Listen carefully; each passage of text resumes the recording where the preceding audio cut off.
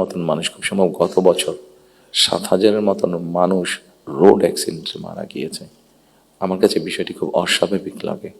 আমার ধারণা আপনারা যদি একটু চিন্তা করেন, আপনাদের প্রত্যেকের কাছে বিষয়টি অস্বাভাবিক লাগবে, কিন্তু ঘটনাটি ঘটছে, কোনো বছর বেশি, কোনো বছর কম। এই অস্বাভাবিক ঘটনাটি কেন ঘটবে?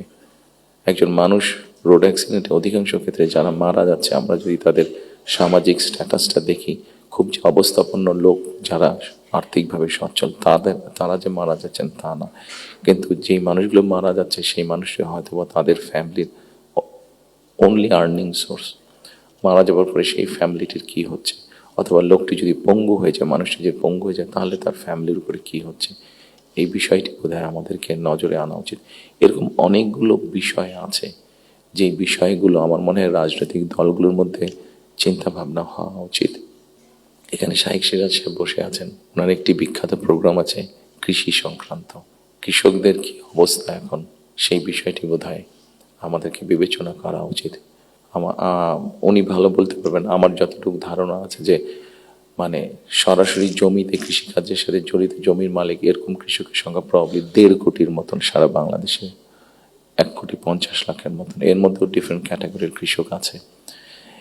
এই কৃষকদের বিভিন্ন অসহায়ত্বের নিউজ আপনাদের সংবাদপত্রে প্রকাশ হয়, বিভিন্ন সময় আপনাদের খবরেই প্রকাশিত হয়েছে, বিভিন্ন সময় সেটি ইলেকট্রনিক মিডিয়া হোক, সেটি মেইন মিডিয়া প্রিন্টেড মিডিয়াতেই হোক, প্রকাশিত হয়েছে। এদের ব্যাপারে আমি আমার বিগত সরকারের কথা বলবো, আমার দলের বিগত সরকারের কথা বলবো। সেই সরকার বিভিন্ন সময়ে বিভিন্ন পদক্ষেপ গ্রহণ করেছে। এত বিশাল সংখ্যক মানুষ, যারা 20 কোটি মানুষের খাওয়া পড়ার ব্যবস্থা করছে, খাওয়ার অন্যের সংস্থান করছে, সেই এত বড় সমাজটাকে কিভাবে সাপোর্ট দেওয়া যায়, তাদের হয়তো সেভাবে বলার সুযোগ নেই। এখানে আপনারা সংবাদপত্রের যারা কর্মী আছেন, আপনারা আপনাদের কিছু সমস্যার কথা বলেছেন। আপনাদের সমস্যাটা আমাদের জন্য শুনতে জানতে সহজ হয়, বিকজ আমাদের জন্য একটা ভেন্যু আছে যেখানে আমরা আলাপ করতে পারি। কিন্তু ওই কৃষকগুলো যাদের কোনো ভেন্যু নেই, যারা এরকম একটা প্রোগ্রাম অর্গানাইজ করতে পারছে না, তারা কিভাবে বলবে কথাগুলো? কাজে তাদের কথাটাও তো আমাদেরকে জানতে হবে। কাজে এই বিষয়গুলি, সম্মানিত উপস্থিতিবৃন্দ, আমার মনে হয় এই সকল এরকম আরো অনেকগুলো বিষয় আছে। আমরা নারীর স্বাধীনতার কথা বলছি। বেগম রোকেয়া নারীর শিক্ষার জন্য আন্দোলন করেছিলেন। মরহুমা বেগম খালেদা জিয়া নারীদের শিক্ষার ব্যাপারটা নিশ্চিত করেছিলেন। পরবর্তীতে আগামী নির্বাচনে ইনশাল্লাহ জনগণের ম্যান্ডেট নিয়ে আমরা সরকার গঠনে সক্ষম হলে আমাদের একটি পরিকল্পনা রয়েছে, এই যেই নারীরা শিক্ষিত হয়েছে এদেরকে অর্থনৈতিকভাবে স্বাবলম্বী করে গড়ে তোলা। একটু আগে আমি যে ফ্যামিলি কার্ডটা বলেছিলাম, সেটির লক্ষ্য বা উদ্দেশ্য হচ্ছে সেটাই, এই নারী সমাজকে গড়ে তোলা। আমাদের হিসাব মতে বাংলাদেশে 4 কোটি ফ্যামিলি আছে। আমরা যদি পরিবার হিসাবে ভাগ করি, এবারে যে একটি পরিবারে 5 জন করে সদস্য ধরা হয়েছে। আমরা এই ফ্যামিলি কার্ডটি আপনাদের সামনে একটু তুলে ধরতে চাইছি, আমাদের পরিকল্পনাগুলো। কারণ এখানে একজন সাংবাদিক উল্লেখ করেছেন যে 25 তারিখে যখন আমি এসেছি, আমি একটি কথা বলেছিলাম মার্টিন লুথার কিং এর মতন, আই হ্যাভ এ ড্রিম, যেমন বলেছিল 62 বছর আগে মার্টিন লুথার কিং। আমি বলেছিলাম আই হ্যাভ এ প্ল্যান। সেই প্ল্যানের মধ্যে একটি অংশ হচ্ছে বাংলাদেশের যে হাফ পপুলেশন নারী, তাদেরকে ঘিরে, এবং সেটি হচ্ছে ফ্যামিলি কার্ড। ফ্যামিলি কার্ডের মাধ্যমে ইটস নট যে একটা ফ্যামিলি কার্ড যে নারী পাবে সেটি সে সারা জীবন পাবে। একজন গৃহিণী বা একজন হাউস ওয়াইফ যে পাবেন কার্ডটা সারা জীবনের জন্য না, আমরা 5 থেকে 7 বছর দেবো। এই 5 থেকে 7 বছর তাকে আমরা একটা সাপোর্ট দেওয়ার চেষ্টা করবো। সেটা টাকার হিসাবে হতে পারে, অথবা এসেনশিয়াল ফুড আইটেমের হিসাবে হতে পারে। কারণ আমরা দেখেছি যে একজন নারী বা একজন স্ত্রীকে বা একজন গৃহিণীকে যদি একটি সাপোর্ট দেওয়া হয়, সেটি সে তার ফ্যামিলির জন্য সঠিকভাবে খরচ করে দেন একজন পুরুষ। এবং আমরা রিসার্চ দেখেছি যে যদি 5 থেকে 7 বছর দেওয়া যায়, তাহলে সে যেই অর্থটা তার হাতে জমা হয়, সে মূলত 3টি কাজে খরচ করে। প্রথমত তার ফ্যামিলির স্বাস্থ্যের পেছনে, দ্বিতীয়ত তার ফ্যামিলির ছেলেমেয়েদের শিক্ষার পিছনে, তৃতীয়ত সে যে অর্থটা জমা করতে পারে সেটি সে ছোট ছোটভাবে ইনভেস্ট করে। খুব স্বাভাবিকভাবে এইভাবে যখন সে ইনভেস্ট করা ধরবে, স্বাভাবিকভাবে তার গ্রামের লোকাল ইকোনমিটা স্ট্রেংথেন হবে, তার উপজেলার ইকোনমিটা স্ট্রেংথেন হবে, তার জেলার ইকোনমিটা স্ট্রেংথেন হবে, তার পরিবারটা শিক্ষিত এবং তার পরিবারটা যদি হেলদি হয়, এভাবে পুরো গ্রামটা হবে, এভাবে পুরো উপজেলাটা হবে, এভাবে পুরো জেলাটা, বিভাগ, একসময় গিয়ে দেশটা হবে।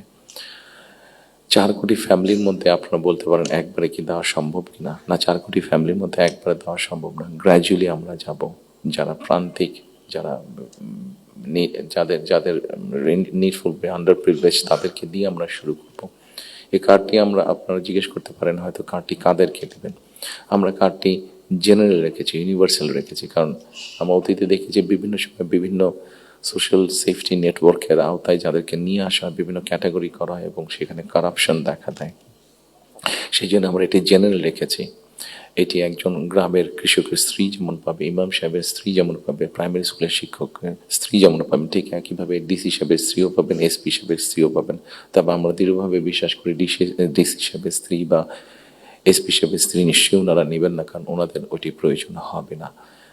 করাপশনটাকে যাতে মানে একটা স্প্রেড না করে, করাপশনটা যাতে স্বাভাবিক একটা পর্যায়ে থাকে, কিছু তো অ্যানোমালিজ হতে পারে, সেটি আমরা গ্র্যাজুয়ালি ঠিক করব। ঠিক এভাবে কৃষকদেরকে হেল্প করার জন্য আমরা কৃষি কার্ড করেছি। একটি বড় সমস্যা হচ্ছে হেলথ ইস্যু। বাংলাদেশে 20 কোটি মানুষ, আমরা স্লোগান দিয়ে হয়তো বলতে পারি যে সকলের জন্য স্বাস্থ্যর ব্যবস্থা করব, আমরা সকলকে স্বাস্থ্য সুবিধা আমরা দিব। এখানে আপনারা অনেকেই আছেন যারা আপনারা ইউকেতে গিয়েছেন, যেহেতু আমি ইউকেতে অনেকদিন ছিলাম, স্বাভাবিকভাবে আমি তাদের বিষয়টি আমার নজরে বেশি পড়েছে। তাদের ওখানে বৈধভাবে যে কোনো মানুষ থাকে, তাকে তারা পূর্ণ হেলথ সার্ভিস দেয়, সেটা যে কোনো ধরনের, সেটা বাইপাস হোক, কার্ডিয়াক হোক, ক্যান্সার হোক, সব রকম চিকিৎসা তারা দেয়। এখন আমরা কিন্তু এখন দেখা যাচ্ছে যে এই কাজটা করতে গিয়ে ইউকের মতন দেশগুলো, ইউরোপের যে ডেভেলপ দেশগুলো আছে, তারাও হিমশিম খাচ্ছে। তারা এখন যেটা চাচ্ছে সেটা হচ্ছে প্রিভেনশন। তারা হিসাব নিকাশ করেছে যে একজন মানুষ অসুস্থ হলে তাকে যদি হাসপাতালে নিয়ে আসা হয়, তাকে যদি ওষুধ দেওয়া হয়, ডাক্তার না আসে, হসপিটালে বেড সব কিছু, তাতে খরচ অনেক বেশি হয়। কিন্তু যদি প্রিভেনশন করা হয়, মানুষকে যদি সচেতন করা হয় যে এই খাবারগুলো খেও না, তাহলে তুমি কিডনি প্রবলেম হবে না, এই খাবারগুলো খেও না তাহলে তোমার হার্ট প্রবলেম হবে না, এই খাবারগুলো খেও না তাহলে তোমার ডায়াবেটিক হবে না। মানুষকে যদি এভাবে সচেতন করা যায়, তাহলে দেখা গেছে তাদের রাষ্ট্রের খরচ অনেক কমে আসে, মানুষের সুস্থ থাকে। এবং এটার উপর বেস করে, যেহেতু ইউরোপে এই কাজটা চলছে, এটার উপরে বেস করে আমরা হেলথ কেয়ারার অ্যাপয়েন্ট করতে চাই। এবং এই হেলথ কেয়ারের অ্যাপয়েন্টের আরেকটি মূল লক্ষ্য উদ্দেশ্য হচ্ছে এরা যেরকম বেসিক ট্রেনিং পাওয়ার পরে গিয়ে মানুষকে সচেতন করবে, অ্যাট দ্য সেম টাইম সম্মানিত উপস্থিতিবৃন্দ, আরেকটি বিষয় বোধহয় আমাদের নজরে খুব আনা প্রয়োজন।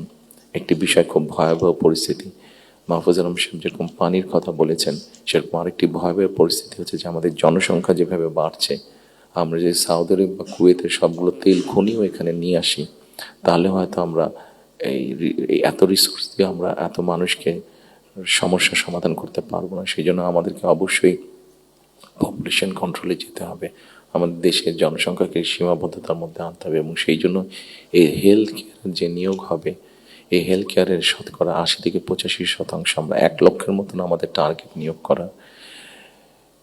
এই হেলথ কেয়ারের 80 থেকে 85% আমরা নারী কর্মীকে নিয়োগ করতে চাই, যাতে নারী কর্মীরা গিয়ে ঘরে ঘরে বোঝাতে সক্ষম হন যে কি জন্য প্রয়োজন হাইজিন মেনটেন করা এবং পরিবারকে সুস্থ রাখা, অ্যাট দ্য সেম টাইম পরিবারকে একটি একটি একটি রিজনেবল সাইজের মধ্যে রাখা পরিবারের সদস্য সংখ্যা। ঠিক একইভাবে কৃষকের কথা আপনাদের সামনে বলেছি, যেই বিষয়টি আমি আপনাদের সামনে একটু আগে উল্লেখ করেছিলাম সম্মানিত উপস্থিতিবৃন্দ, সেটি হচ্ছে যে বিরাট এক তরুণ সমাজের সদস্য আমাদের আছেন।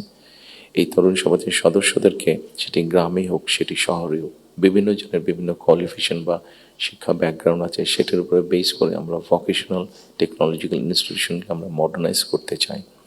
আমাদের ভোকেশনাল এবং টেকনোলজিক্যাল ইনস্টিটিউশন যেগুলো আছে, সেগুলোর মধ্যে প্রায় 200-250 মতন সাবজেক্ট আছে, যেগুলোর এত প্রয়োজন নেই আমাদের।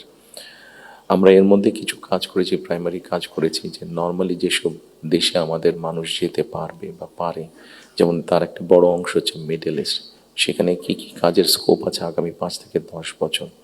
একটি বড় মার্কেট হচ্ছে মানুষ যাবার জন্য, দেশ থেকে স্কিল শ্রমিক যাওয়ার মতন একটি বড় মার্কেট আস্তে আস্তে তৈরি হচ্ছে জাপানে, আস্তে আস্তে তৈরি হচ্ছে ইউরোপে, ইভেন চায়নাতেও তৈরি হচ্ছে। আমরা মোটামুটিভাবে একটি অ্যানালাইসিস করে দেখি যে কী কী ধরনের মানুষ এখানে যেতে পারে, সেটার উপরে বেস করে আমরা আমাদের ভোকেশনাল ইনস্টিটিউটগুলোকে আমরা সেইভাবে মডার্নাইজ করতে চাইছি। আপনারা নিশ্চয়ই খেয়াল করেছেন, যেহেতু আপনারা সংবাদ